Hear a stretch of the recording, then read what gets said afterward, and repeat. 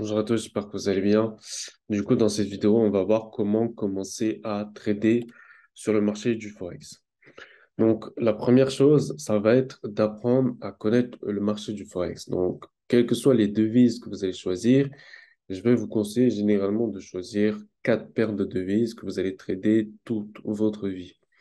Donc, ces quatre paires de devises doivent être choisies en fonction de la zone où vous habitez, de la stratégie que vous avez développée et aussi de votre connaissance en fonction de cette paire. Par exemple, pour mon cas, je ne trade que la paire euro-USD, GBP-USD, l'euro-yen et le GBP-yen et ça s'arrête ici. Quand, par exemple, on a une volatilité forte sur le yen, donc c'est-à-dire qu'on a soit des incertitudes sur la paire du yen. Dans ce cas-là, je vais rajouter une paire. Donc, cette paire, par exemple, ça va être le AUD-USD. Si j'ai pas l'opportunité de trader, par exemple, pendant plusieurs mois, ma paire. Donc, par exemple, j'ai choisi le GBP-Yen, mais j'ai aucun trade sur le GBP-Yen en fonction de ma stratégie, tout simplement parce que le marché il est dans une certaine zone d'incertitude, il range énormément. Eh ben, dans ce cas-là, je vais tout simplement la mettre de côté et je vais vous créer un setup avec quatre paires qui sont en tendance sur l'année. D'accord? Généralement, vous pouvez regarder sur Internet quelles sont les paires, on va dire, qui a le plus de liquidité. Les paires les plus liquides, bah, c'est forcément celles qui vont être les plus volatiles et c'est celles qui vont vous permettre aussi d'avoir le plus d'opportunités de trading. Donc, dans ce cas-là, on a USD JPY, énormément tradé, Euro USD, GBP USD, qui sont des paires énormément tradées.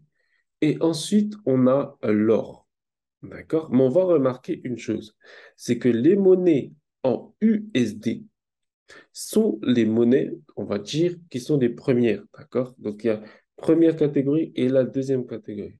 Les toutes premières, c'est les monnaies en USD, qui est l'une des valeurs les plus tradées et l'une des valeurs les plus volatiles et l'une des valeurs où vous allez faire le plus d'argent, c'est de trader le dollar. Donc voilà, vous créez votre setup de quatre paires. Ensuite, vous devez connaître vos paires par cœur. Du coup, vous devez savoir quelle annonce impacte l'euro USD. D'accord? Donc, vous devez surveiller les annonces qui vont impacter l'euro et vous allez également surveiller les annonces qui vont impacter le dollar. De cette manière, quand vous allez trader, si par exemple vous avez une opportunité, vous allez vous dire, OK, j'ai une opportunité de trader l'euro dollar, mais est-ce que c'est le bon moment pour rentrer? Est-ce que je ne devrais pas, par exemple, attendre une annonce dans le mois qui va avoir une importance beaucoup plus importante et qui va créer beaucoup plus de volatilité que si je rentre maintenant? D'accord? Si vous rentrez maintenant, vous allez gagner par exemple peut-être 20 points. Peut-être que juste en attendant l'annonce du mois, vous pouvez gagner des 200, 300 points. Donc, vaut mieux trader très peu, mais attendre l'annonce du mois et prendre 200, 300 points. Donc voilà, ça c'est la manière en fait que vous devez vraiment appréhender le trading. Vous devez être un sniper. Un sniper, il va attendre la bonne opportunité au bon moment et c'est à ce moment-là qu'il va frapper sur les marchés financiers. Vous ne devez pas être quelqu'un qui va tout le temps chasser la moindre opportunité. Non, vous devez mettre dans votre tête que vous êtes là pour non seulement maîtriser votre paire, mais en plus savoir exactement quelles sont les annonces qui vont vous faire gagner le plus d'argent en fournissant le moins d'efforts et en tradant le moins possible. Alors là, vous devenez une bête en trading. Donc, voilà, ça c'est vraiment apprendre à connaître le Forex. Du coup, on a vu ça. Ensuite, on va voir la deuxième façon, c'est créer un compte de courtage. Donc, vous devez tout simplement choisir un compte de courtage. Donc, vous aurez des liens dans la description de différents brokers où vous pouvez créer votre compte.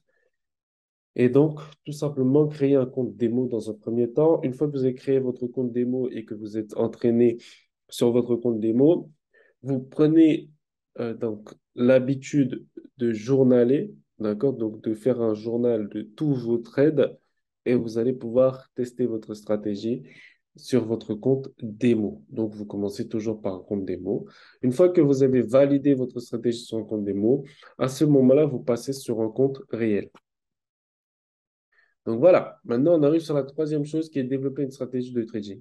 Donc, bien qu'il ne soit pas toujours possible de prévoir et de chronométrer les mouvements du marché, le fait d'avoir une stratégie de trading vous aidera à définir de grandes lignes directrices et une feuille de route pour le trading. Du coup, pour ça, vous avez juste à regarder sur Internet stratégie de trading. Vous allez trouver énormément de stratégies de trading, que ce soit sur YouTube, que ce soit sur des blogs, que ce soit sur des forums. J'ai trouvé plein de stratégies de trading. Maintenant, c'est à vous d'adapter votre stratégie de trading en fonction des paires que vous tradez. Parce que toutes les stratégies de trading, par exemple, une stratégie qui marche sur l'US 30 ne va pas forcément marcher sur la paire euro-USD. D'accord? Donc, vous devez voir, OK, sur l'US 30 j'ai telle stratégie que je vais utiliser, et sur la paire euro-USD, il y a telle stratégie que je vais utiliser. Le but, c'est quoi? C'est que vous trouvez votre stratégie, et cette stratégie-là vous permet de tout simplement être rentable. D'accord? Donc, elle doit avoir un certain taux de réussite. Par exemple, ça peut être 60% de taux de réussite. Si vous avez 60% de taux de réussite avec votre stratégie, c'est bon, vous allez être rentable si vous avez un risque et reward de -1 pour 2. D'accord? Donc, voilà. Toujours privilégier un risque et reward dans votre stratégie. D'accord? Donc, si par exemple, vous avez une stratégie qui va vous donner très peu de trades, mais qui va vous donner de très, très gros risques et reward, privilégiez cette stratégie qu'une stratégie qui va vous donner beaucoup de trades, beaucoup de taux de réussite, mais un risque et reward faible. D'accord? Donc, pourquoi? Parce que vaut mieux, comme je le dis, trader très peu, mais faire mal, que de trader énormément. Non seulement ça va vous faire mal à vous, parce que au niveau de votre psychologie, vous allez tout le temps être en train de réfléchir à quelle opportunité je vais prendre. Au niveau du risque que vous prenez aussi, ça va être beaucoup plus stressant. Et donc, ça va stresser votre trading. Alors que si vous avez tendance à choisir une stratégie qui va être tout simplement, on va dire, filtrante, donc c'est-à-dire qu'elle va vous donner très peu d'opportunités, mais les opportunités avec de très gros risques reward. Donc privilégiez toujours ça, le risque reward et le taux de réussite. Donc si par exemple vous avez une stratégie avec un très gros risque reward, mais pourtant le taux de réussite il est à 50%, ça aussi, ça peut jouer sur votre psychologie, d'accord? Parce que vous allez devoir enchaîner des pertes. Donc vous devez être prêt à enchaîner les pertes. D'accord? Par contre, si vous avez un risque et reward conséquent et qu'en même temps, votre stratégie vous donne un taux de réussite conséquent, alors là, c'est parfait. Partez complètement sur ça. J'espère que vous avez compris cette troisième partie. Alors, on va voir maintenant la quatrième partie. Donc, soyez toujours au courant de vos chiffres. Qu'est-ce que ça signifie? Vous êtes une entreprise.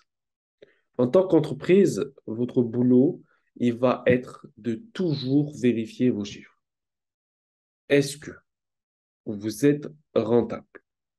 Quel mois vous êtes le plus rentable dans l'année? Imaginons, on a 12 mois. Ces 12 mois, il y a forcément un mois où vous allez être beaucoup plus rentable qu'un autre mois. Donc, vous devez savoir. Si on vous dit quel mois vous avez été le plus rentable cette année, vous devez pouvoir dire, moi, le mois que j'ai été le plus rentable, ça a été le mois de mars. Le deuxième mois où j'ai été le plus rentable, ça a été le mois d'avril. Vous devez avoir un track record qui suit parfaitement vos performances mois après mois, de manière à ce que si demain, voilà, vous devenez très bon dans votre domaine, eh ben, vous pouvez aller chercher des investisseurs et ces investisseurs, vous allez leur montrer votre track record, par exemple, sur 5 ans, de mois après mois, les performances que vous avez réalisées, année après année, les performances que vous avez réalisées. Et dans ce cas-là, vous avez une valeur qui est inestimable entre vos mains. C'est ce qui vaut, en fait, la raison pour laquelle les investisseurs vont vous confier du capital. D'accord? C'est votre journal de trading. Donc, vous devez tout le temps surveiller vos chiffres.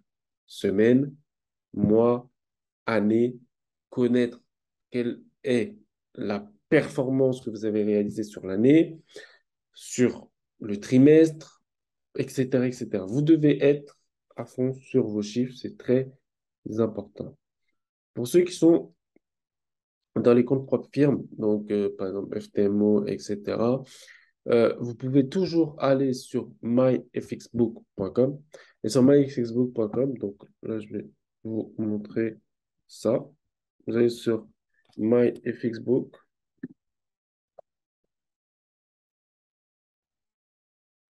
Voilà. Ensuite, sur myfxbook, vous allez vous connecter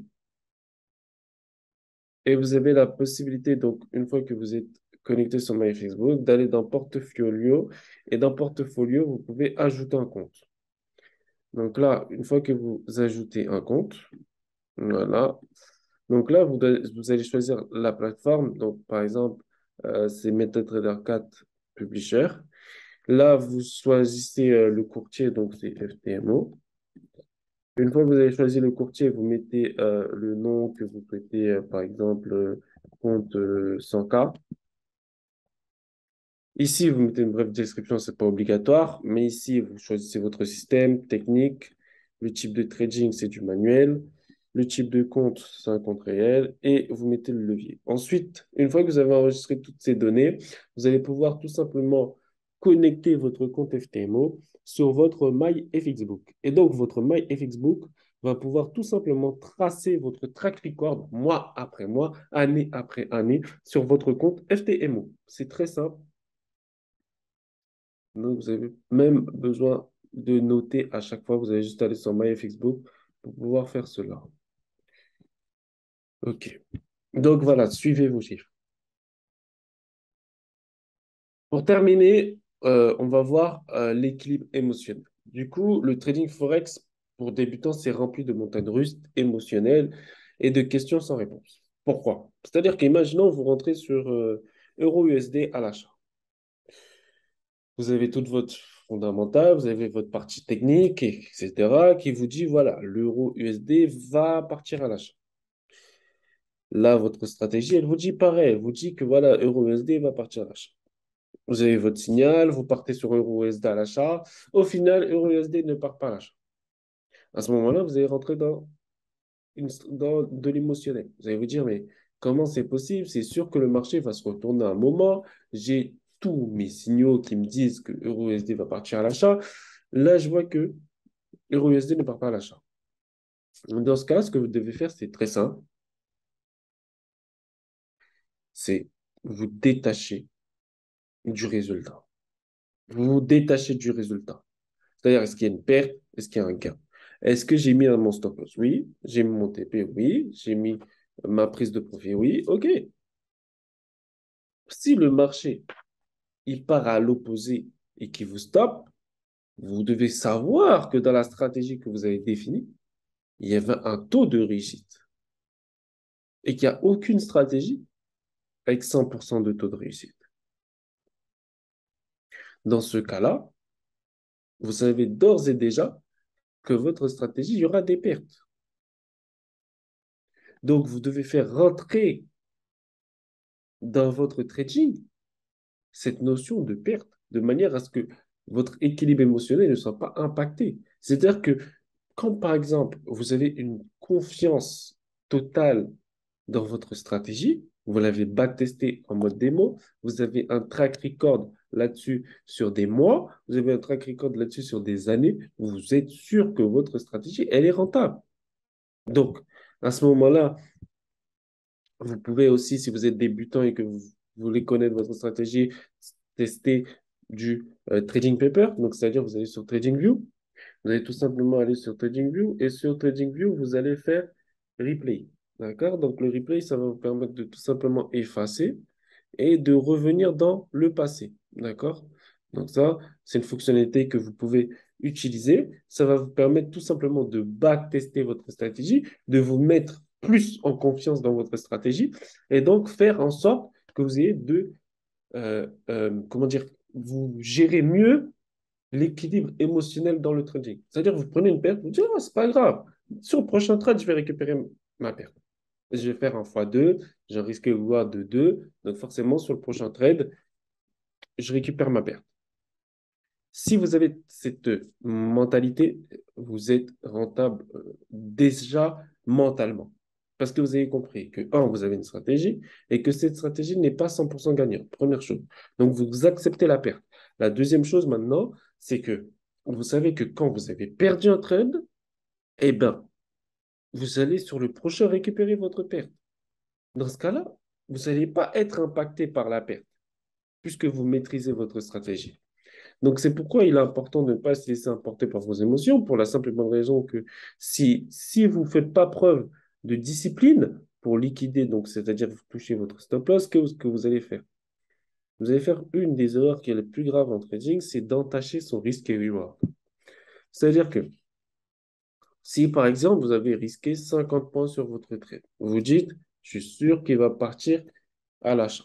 Mais au final, le marché arrive, il fait 45 points de doigt à doigt. Donc, c'est-à-dire, il va en contre-faveur de 45 points. À ce moment-là, vous dites, OK, je vais déplacer mon stop loss et je vais le mettre à 100 points. Dans ce cas-là, vous avez déjà 50 points de plus en perte. Si jamais le marché retrace de 100 points, ben vous avez perdu 100 points. Si maintenant vous dites, OK, non, je suis sûr que ça va retracer, vous redépassez encore de 50 points. Ça fait maintenant que vous risquez 150 points sur le trade, alors qu'on était parti sur 50 points. Donc vous risquez déjà 3 fois plus. Tout ça à cause de vos émotions. Alors que si vous aurez eu la discipline de sortir à 50 points, eh bien, vous ne serez pas en douane aujourd'hui de 150 points. D'accord? Et dans le cas où votre perte de 50 points est touchée, dans tous les cas, sur le prochain trade que vous allez avoir, vous allez récupérer votre perte de 50 points, puisque votre risque reward, il est de 2. Donc, vous allez faire 100 points. OK? Donc, laissez vos pertes, ça fait partie de votre stratégie. Il n'y a aucune stratégie 100% gagnante. Le risque reward va vous sauver. C'est la base. Si par exemple, vous avez un risque reward de 1 pour 4, alors là, dans ce cas-là, vous pouvez manger 3 pertes, vous allez toujours être en bénéfice. Vous avez un risque reward de 1 pour 5, vous mangez 4 pertes, vous serez toujours en bénéfice. Tout ça pour vous dire à quel point le risque reward, il est important. Donc voilà, j'espère que vous avez apprécié cette vidéo.